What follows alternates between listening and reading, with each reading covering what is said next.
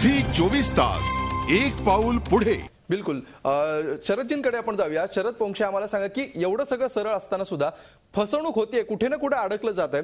तुम्हाला असं वाटतं का की विश्वासाचे दिवस याच्यामुळे संपत चाललेत? आता काही एक दोन कलाकार ज्यांचं खूप जुने संबंध आहेत, जुनी नाती आहेत, असे कलाकार आणि दिग्दर्शक किंवा कलाकार निर्माते दिग्दर्शक निर्माते हे यांची नाती सोडली तर आता ताक सुद्धा फुंकून प्यायला लागणार आहे आणि ही इंडस्ट्रीसाठी अत्यंत वाईट गोष्ट आहे।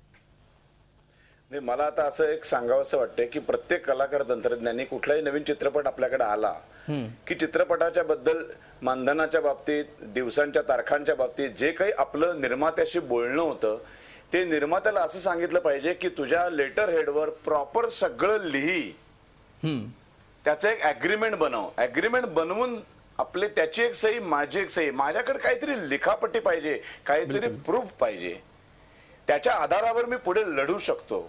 बिलकुल त्याची सही असेल ना खाली की हे या टर्म्सवर आम्ही दोघांनी एकत्र काम करायचं ठरवलं या चित्रपटामध्ये, इतके दिवस मला याचे साधारण लागणार आहे, यांनी हे मान्य केलेले आहेत, या तारखा यांनी मान्य केलेल्या आहेत, म्हणजे एखादा कलाकार सुद्धा निर्मात्याला फसवू शकणार नाही।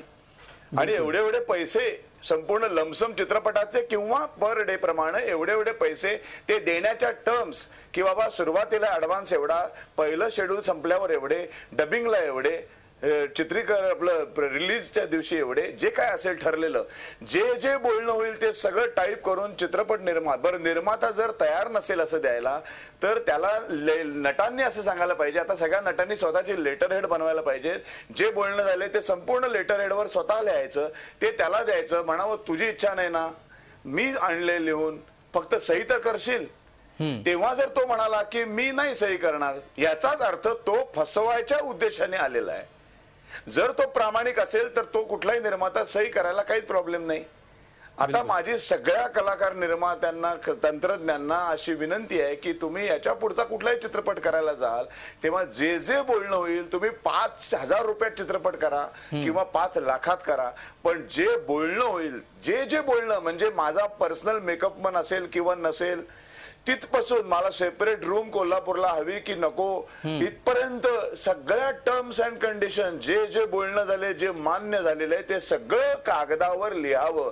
निर्माता तयार नसेल तर कलाकारांनी स्वतःचं लेटर हेड बनवावं, एक 500 रुपये जातात, लेटर हेड पटकन स्वस्त मिळतं आणि त्याच्यावर लिहून त्याची एक सही, माझी एक सही, त्याला एक कॉपी द्यावी, आपल्याकडे कॉपी ठेवावी, तो चित्रपट रिलीज होऊन पूर्ण सगळा हिशोब क्लिअर होईपर्यंत ते फाडू नये। तर त्याच्या जोरावर आता कसं होतं, मी जर तोंडी बोलत तर हा महाडिक हा एका दिवसाचं काम होतं, पाहुणा कलाकार म्हणून मी आज जाणार होतो आणि नुसतंच बोलण्यावर म्हटलं मी पुण्यामध्ये जाणार आहे म्हणून मी येतो तिकडे, आज तो आला नाही।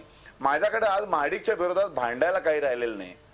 बिलकुल, म्हणजे कलाकारांनी म्हणू शकतो माणसालाच मी, तो महाडिक उद्या म्हणू शकतो ना शरद पोंक्षे माणसालाच ओळखत नाही मी, माझा फोनच झालेला नाही, बरोबर हातवर करू म्हणजे ह्याच्या पुढे मी हल्ली करतोय, पण माझ्या अगदी एकाच दिवसाचं काम होतं पाहुणा कलाकार म्हणून मी एवढं करायला गेलो नाही।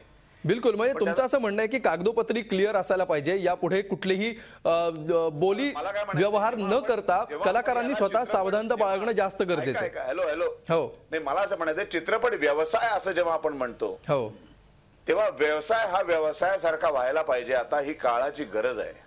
बिलकुल, आणि ह्याच्यामध्ये पाटकर म्हणाले पूर्वीच्या काळामध्ये मित्रांमध्ये होते, आपले महेश कोठारे चित्रपट बनवत होते, सचिन पिळगावकर, हे सगळे माहितीचे होते, यांची घरदारं माहित होती। नाही अडकले पैसे तर दे ना रे बाबा, पैसे दे ना, मला अडकले, एकमेकांचे प्रॉब्लेम समजून, आता तसं राहिलेलं नाही।